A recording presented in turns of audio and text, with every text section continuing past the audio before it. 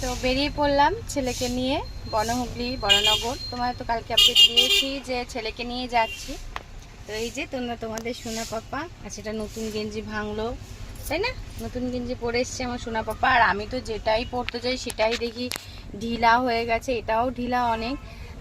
এতটা রোগা হয়ে গেছি মানে বলার না, হয়তো ফোন থেকে তোমরা বুঝতে পারো না, কিন্তু পরছি তো এতটা ঢিলা হয়ে গেছে কি বলবো।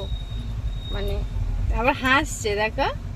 তো ওকে কোলে নিয়েই বসলাম, যেহেতু ওর বাবার সামনে বসবে, বেল্ট পরবে, তো একটু অসুবিধা হবে, তো সেই কারণে ওকে নিয়ে একটু হালকাভাবেই বসে রয়েছি। আর নেওয়া তো বারণ, কী করবো, তো চলাফেরাটা করবো না, কোলে হালকা করে বসে রয়েছে। এই যে তোমাদের সোনা পাপ্পা টিপ পড়েছে, টিপ পড়েছে। সকাল সকাল হাসি মুখটা তোমাদের দেখিয়ে দিলাম।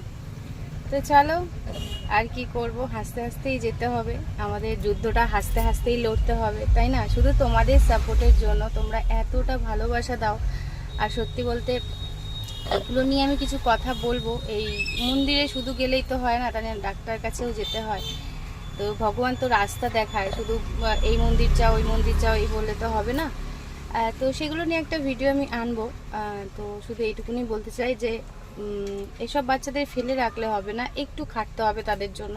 তো সেগুলো এসে আমি কথা বলবো। চলো পরে আসছি, মানে পরে আবার আপডেট দেবো। তো আমরা বাইরে থেকে বেরোলাম সবে।